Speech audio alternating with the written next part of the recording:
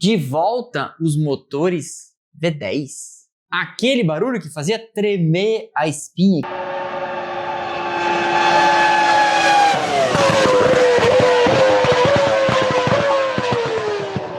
Que apareceu pela primeira vez na Fórmula 1 em 1989 com a Williams-Renault e que depois de 1996 monopolizou o grid até 2005. É isso, há quem queira, existe a possibilidade, ou pelo menos a tentativa, de fazê-los voltar para a Fórmula 1. Mas até onde isso é pura fanfarronice de um presidente da FIA que está buscando a reeleição e até onde ele tem o apoio e o incentivo da própria Fórmula 1 em troca de apoio na tal votação, porque a categoria poderia estar interessada nisso, mirando numa bola para acertar na outra, igual na sinuca, e qual o papel das fabricantes nessa história. Cada uma delas querendo uma coisa diferente. Porque tem gente a favor, gente contra, gente que nem entrou ainda, como a Audi, e pode resolver ir embora, e nenhuma das soluções até agora possível e vislumbrada agrada 100% dos interessados, inclusive nós. Pois é disso que nós vamos falar hoje no Splash & Go. Vamos lá.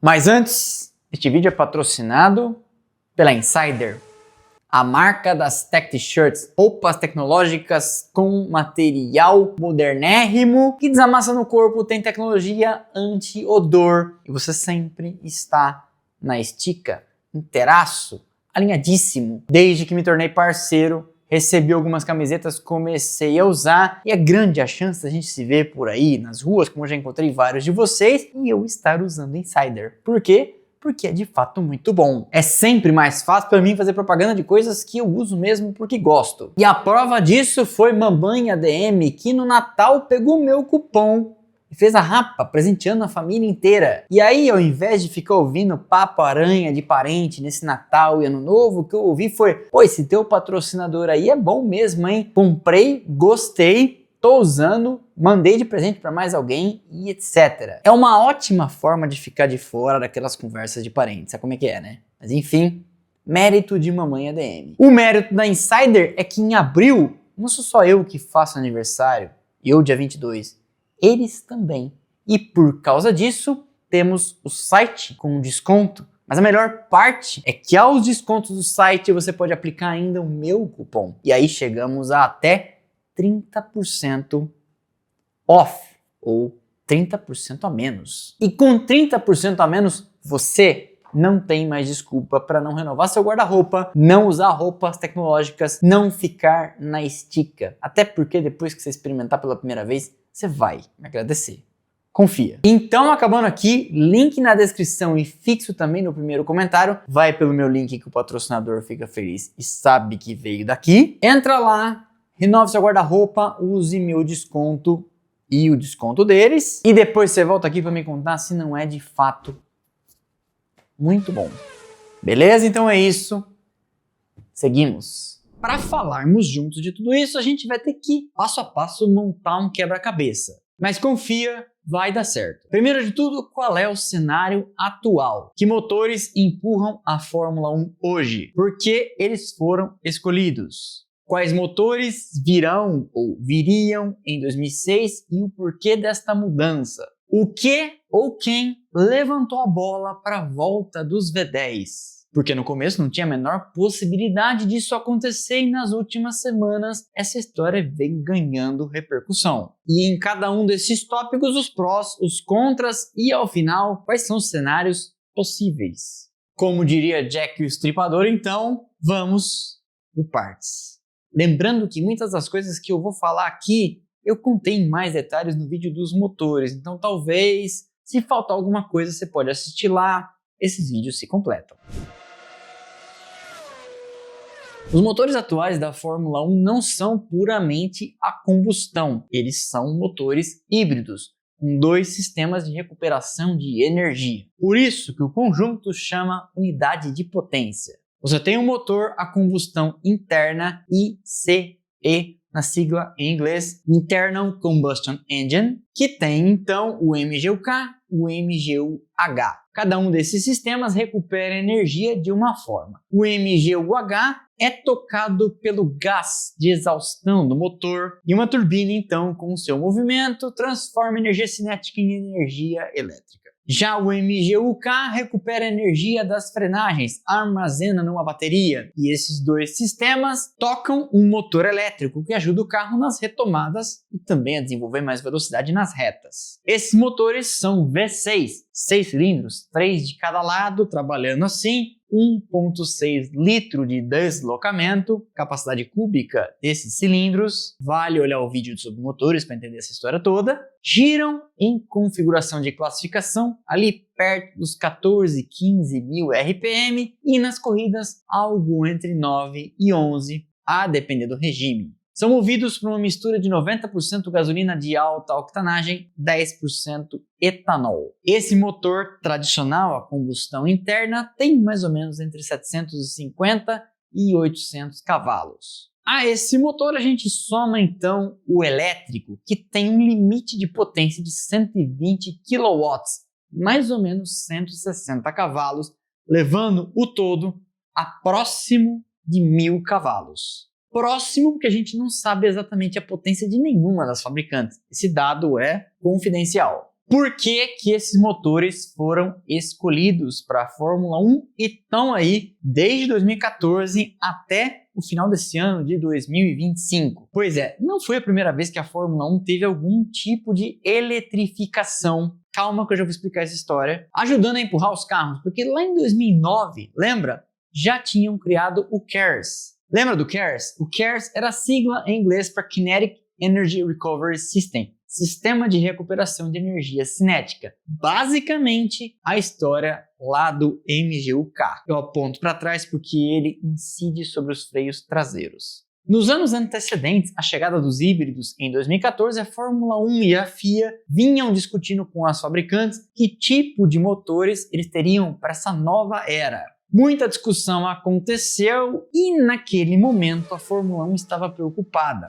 Ela vivia o seu pior momento. Eram 3 apenas as fornecedoras de motores interessadas em entrar nessa nova era: Ferrari, Mercedes, Renault. A Ferrari desde o começo estava na Fórmula 1. A Mercedes, desde 1995, tinha voltado, mas já tinha ficado uns bons 40 anos de fora do automobilismo em geral, depois do trágico acidente em Le Mans 58. E a Renault? Bom, a Renault, como a Honda, eu sempre digo aqui, entra e sai da Fórmula 1, muda de ideia igual biruta de aeroporto umas 2 vezes por década. Então eles pensavam, em algum momento a gente corre o risco de virar uma categoria de 1, 2 fornecedores. Precisamos, então, fazer alguma coisa para atrair novas fabricantes. Especialmente porque depois que esses motores entraram em vigor, além de 2014, apareceu a Fórmula E. E em dado momento a Fórmula E tinha muito mais fabricantes interessadas do que na Fórmula 1. Se as fabricantes que pagam a conta,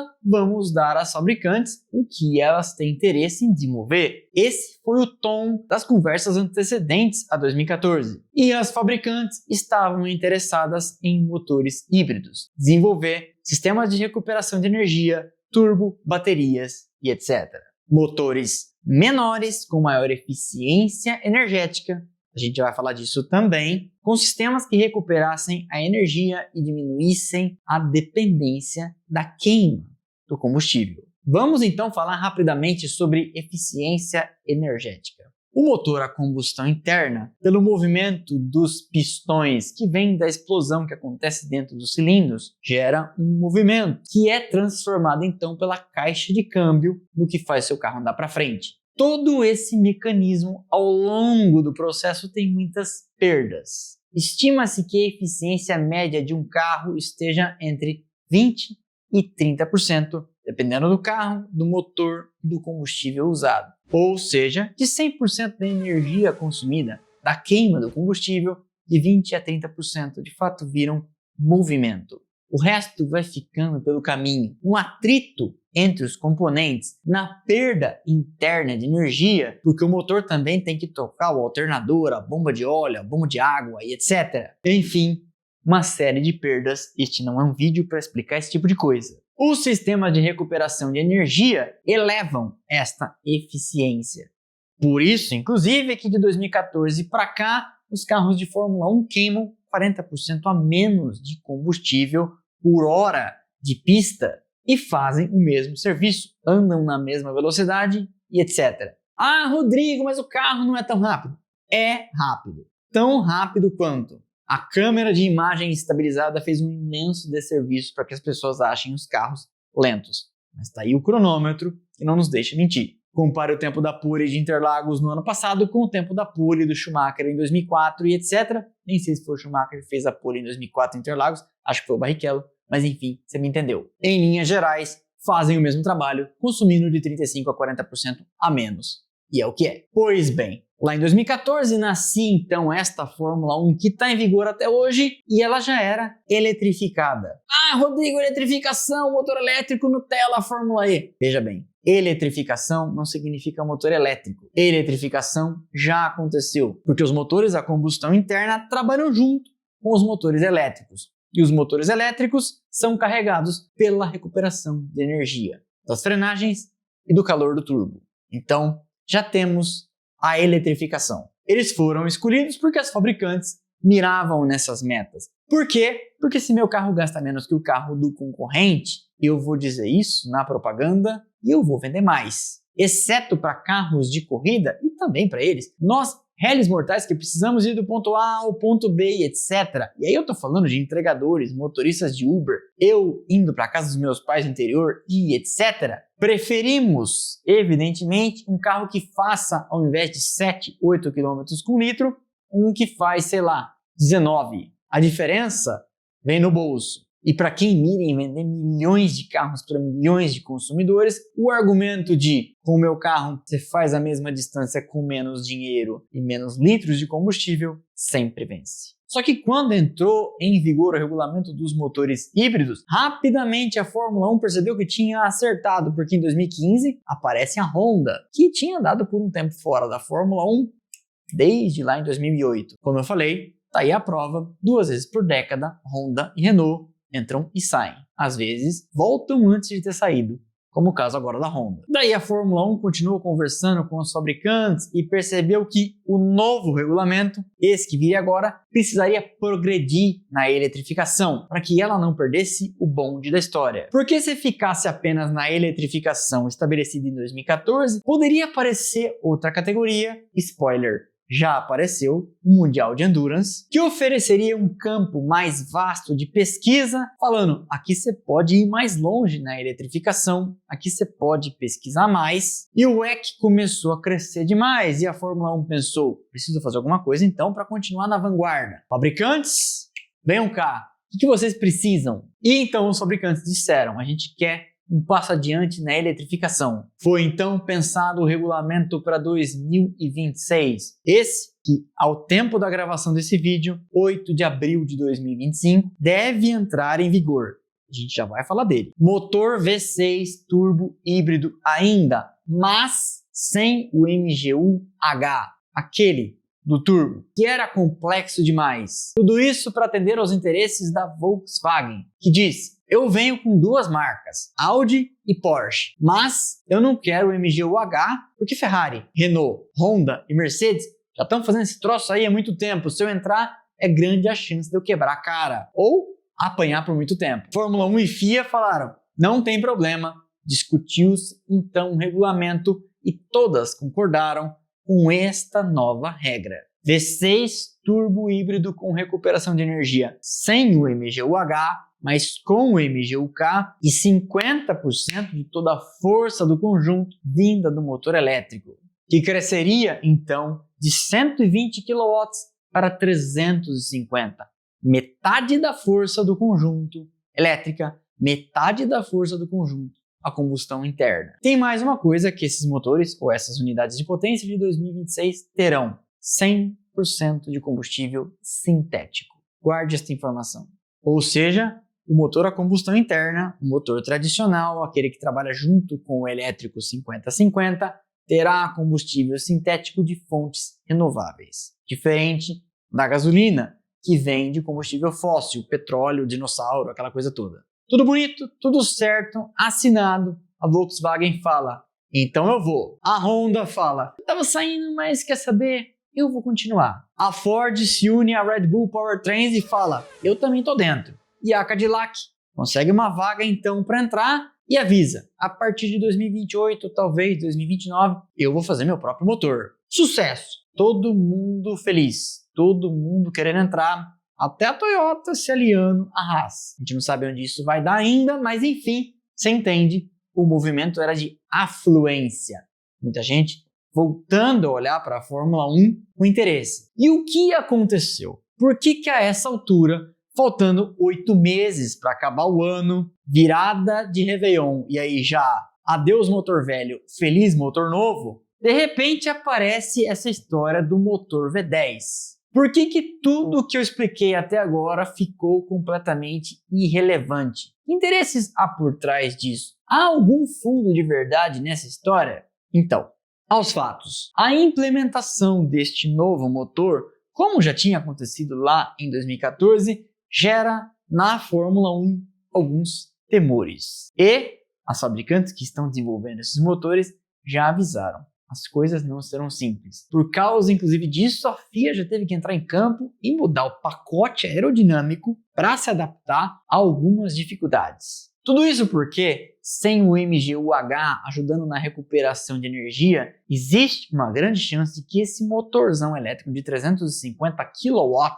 consuma ao longo de uma reta toda a energia antes que a reta acabe. E então, para que não haja uma queda brusca de velocidade, o piloto seria até obrigado a reduzir uma marcha. Estou em sétima, reduzo para sexta. Como você com seu carro numa subida quando ele vai perdendo embalo e diminui de quarta para terceira. Ou no caso, se for o carro automático, enfim, dá uma pisadinha a mais e ele dá aquela berrada para subir. Isso, se há de convir comigo, seria humilhante para a Fórmula 1. O piloto ter que dar um downshift, o carro dá aquela subida de giro no meio da reta de Monza, além de ser potencialmente perigoso. O que fez a FIA, então, para já reagir a esta preocupação das fabricantes? Quebrou uma regra de ouro da Fórmula 1 que vale desde lá do começo. Agora teremos aerodinâmica ativa, ou seja, além do DRS, as asas dianteiras também perderão arrasto aerodinâmico nas retas, entrando em ângulo neutro.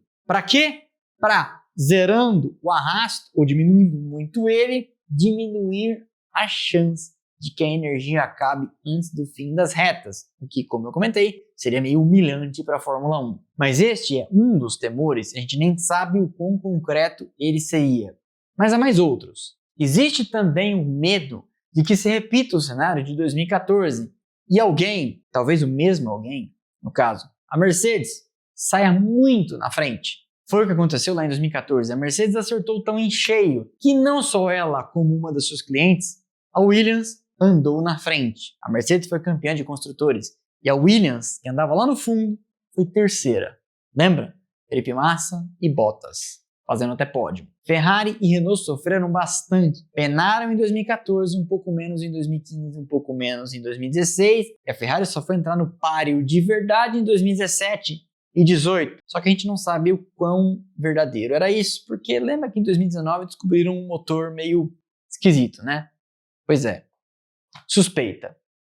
Já falei desse motor neste vídeo aqui, link na descrição. Mas tem mais. Além do primeiro motivo, a energia sendo esgotada no meio das retas, tem o segundo motivo, o medo de que alguém chegue e faça rapa, tem um terceiro, a dificuldade técnica e o imenso gasto que esses motores já estão trazendo. Ferrari, Mercedes, Red Bull Powertrains e Honda com a Aston Martin estão gastando os tubos para fazer esse negócio funcionar. E a Audi também. A Audi, é bom sempre lembrar, só veio para a Fórmula 1 por causa deste regulamento e oficialmente nem entrou ainda. Ela é dona da Sauber, que corre como Sauber, neste momento empurrada por motores Ferrari. Mas no ano que vem, a persistir o cenário, viria então com seu motor novo e tá, igual às outras, gastando uma fortuna. Alguns estimam algo entre 120 a 150 milhões de euros. Este é o cenário atual, esta é a fotografia de momento, como eu comentei, em 8 de abril de 2025. E aí a FIA marcou uma reunião para o final de semana do Grande Prêmio do Bahrein, antes da publicação desse vídeo. Tomara que a gente não tenha que mudá-lo aqui no meio do caminho, para discutir com as equipes e especialmente com as fabricantes de motores, cenários para o retorno do V10. Só que este regulamento já está assinado. Todas as fabricantes para 2026 já estão comprometidas e gastando. Então, o que raios aconteceu? Algumas hipóteses sobre a mesa. Mohammed Ben Sulayem, presidente atual da FIA, busca a reeleição. Ele vem brigando com a Fórmula 1 por diferentes razões, 2022, 2023, 2024, agora também 2025, e de repente deu uma amansada. O que estaria acontecendo? Por que ele resolveu levantar esta bola? E por que de repente Stefano Domenicali, CEO da Fórmula 1, também começou a falar nos V10? Eu sou um dos que disse aqui, e está lá publicado o post, não deve acontecer, já que o interesse de quem desenvolve tecnologia não é retroceder. Motores V10 não são o futuro. Ah, ADM, mas com combustível 100% sintético de fontes renováveis não poderíamos ter um V10 lindo, maravilhoso e barulhento movido a etanol, sei lá? Então, a questão é que, como eu estava dizendo, os motores puramente a combustão interna não têm a eficiência dos híbridos. Quem dirá a dos elétricos? Não estou falando que os elétricos são o futuro da Fórmula 1, mas a eletrificação, que eu acabei de explicar, é diferente de elétrico, já é um presente. Para que as fabricantes iam abandonar os motores atuais que têm 44% mais ou menos de eficiência, e isso é o máximo que já se conseguiu na história, para voltar aos 20, 30, talvez 35% da pura combustão interna? Para que isso serviria para os carros de rua? Então, algumas razões podem estar sobre a mesa. Primeiro, Sulayem, por que resolveu fazer isso? Primeiro, quer jogar para a torcida. O público passa a detestá-lo menos se ele trouxer os V10. Mas Sulayem, a gente sabe, não concorre à eleição como um governante. Ele não precisa do nosso voto, certo? Pode ter mais mato nesse cachorro. Ele pode ter negociado com Domenicali uma questão: eu vou na frente, você me apoia para conseguir algo que interesse à Fórmula 1. Porque, novamente, a Fórmula 1 pode estar pensando a longo prazo, tentando diminuir a força das fabricantes. Como?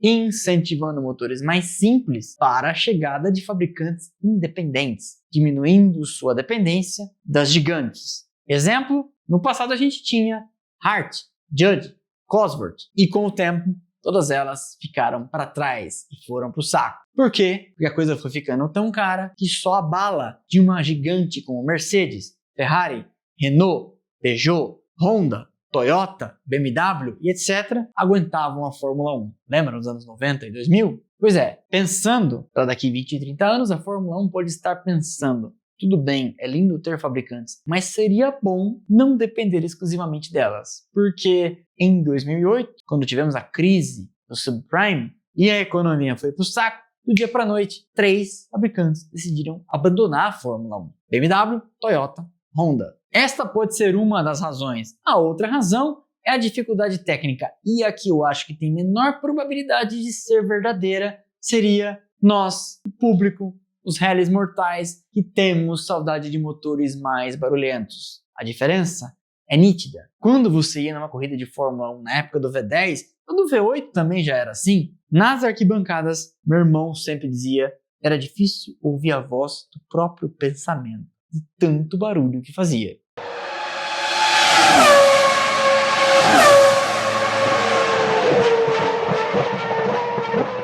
E aí nós chegamos num ponto em que há prós e contras para a eventual volta do V10. Prós. Obviamente, o barulho maravilhoso. Mais simples e mais baratos, esses motores poderiam atrair fabricantes independentes. É verdade. Mas também há contras. Perda de relevância tecnológica. A Fórmula 1 poderia virar uma NASCAR, que não desenvolve nenhum parafuso de tecnologia. É um formato vencedor? A NASCAR dá certo. A Indy também. Só que não é Fórmula 1. até onde pode dar certo descaracterizar por completo uma categoria. Além disso, a mesma coisa que é um pró pode ser um contra. Excesso de ruído. Como assim? Lembre-se que muitas corridas hoje em dia acontecem dentro de cidades. E voltar os V10 para o meio de Miami, Las Vegas, Baku, Singapura, Mônaco e etc. pode ser sim um problema. Ah, Rodrigo, que absurdo, esses Nutellas, esses globalistas, os ambientalistas e todos os istas. Pode ser que dê problema. Não diga que eu não avisei. E quais são, então, os cenários sobre a mesa? Quem é contra, quem é a favor? Lembrando que às vezes muda um pouquinho o cenário e um que era contra vira a favor. Mas enfim, vamos lá. Uma opção seria adiar o regulamento de 2026 para mais para frente. Outra seria cancelá-lo por completo. E a outra, no momento, imagino favorita, seria manter tudo como está. Se adiarmos o regulamento de 2026, o que fazer, por exemplo, com a Audi? Porque ela não tem motores dela e seu contrato com a Ferrari acaba no final desse ano. Vem então uma nova era, entra essa equipe e ela não tem motores. O que fazer? Ah, mas ela não pode rapidinho fazer um motor novo para este regulamento que vai continuar? Não, não pode. Primeiro que custa muito caro, segundo que demoram anos para essa coisa funcionar direito. Terceiro que uma das razões dela entrar é o novo regulamento para não ter que se esfalfar em pé de desigualdade com as demais fabricantes que já estão aí desde 2012, 13, 14 desenvolvendo alguma coisa. Se cancelarem o regulamento por completo, novamente, o que fazer com a Audi? Porque um dos objetivos da Fórmula 1 para diminuir o poder individual de cada uma das fabricantes era justamente trazer mais delas, diminuindo a força de cada uma isoladamente, para não ser mais como em 2014, dependente de 3, e agora sim 6. Quer dizer, 5. 6 com a vinda da Cadillac. Mercedes, Ferrari, Honda, Red Bull Powertrains com a Ford, Audi no ano que vem, Cadillac promete em 2028 e 2029. Se a Audi for embora, é um passo para trás. Ou será que vão forçar alguém a emprestar motor para eles? Poderia ser um cenário. De qualquer forma, para fazer uma mudança no regulamento tão em cima da hora, é necessária a concordância da FIA, da Fórmula 1, FOM, Liberty Media e etc. e de 4 das 5 fabricantes. E aí há um problema, porque a Audi, por razões evidentes, é contra. E a Honda, que está torrando uma fortuna junto com a Aston Martin para fazer o novo motor do ano que vem, também. A Ferrari, no momento, é tida como favorável. A Ford, com a Red Bull Powertrains, surpreendentemente, também. E a Mercedes diz, topa conversar e ver os cenários à disposição. O que poderia, então, acontecer? Cancelar, adiar ou manter? Se cancelarem, prorrogariam os motores atuais até 2028, 2029, quando calculam, daria tempo de trazer um motor V10. V10 aspirado? Não sei. Dizem alguns, poderia ser V10 turbo ou V8. E talvez ainda com algum sistema de recuperação de energia. Mas por que este cavalo de pau? Não li em lugar nenhum, faço aqui uma suposição informada com base em tudo que há sobre a mesa. As fabricantes teriam ido com muita sede ao pote em direção à eletrificação total. No caso, transformar os carros em 100% elétricos. E várias delas já estão voltando atrás. A Porsche, a Volvo e outras já estão dando alguns passos atrás e voltando a investir em motores a combustão interna, obviamente mais eficientes, porque aparentemente o futuro 100% elétrico talvez não seja para 100% dos carros, talvez não seja para 100% das viagens. Mas esta é uma suposição e nem assunto para este canal, não é verdade? Este é o cenário atual. Ninguém sabe o que vai acontecer. Quem disser que sabe está mentindo. Tentei trazer para vocês a melhor fotografia de momento e as razões que levam às discussões, que podem ser puramente argumento eleitoreiro de Sulaim, ou não, podem ser indicativo de uma grande mudança de rumos que traria então os magnificamente barulhentos V10 de volta. Entre a gravação desse vídeo e sua publicação na terça-feira, dia 15, a Fórmula 1 vai se reunir no Bahrein. Talvez esse vídeo tenha que mudar no meio do caminho. Mas enfim, a gente trabalha com o que tem. Esse foi então mais um episódio do Splash and Go no YouTube. Eu espero que vocês tenham gostado. Deixa o like, é de graça, não custa nada, você sabe, ajuda demais o canal. Quebra essa pra mim, quebra essa pra nós. E não se esqueça de deixar com a gente a sua hypada. E se puder também, deixe com a gente o seu comentário. O algoritmo adora essas coisas. Qualquer coisa que você escrever, se quiser, comente só a cidade de onde nos assiste. E aí ele sabe que pode seguir distribuindo o conteúdo na internet afora. Sempre digo aqui que temos uma comunidade incrivelmente engajada e nós temos mais likes, mais comentários, mais hypadas, canais com 10, 15 vezes o nosso número de inscritos. Por quê? Porque somos a maior e melhor audiência de Fórmula 1 do Brasil. Os números não mentem. Digo isso porque sempre que peço para deixar o like, vocês deixam. Chaveco feito, quebra essa pra mim. É de graça, não custa nada. Deixa o like. Valeu e aquele abraço.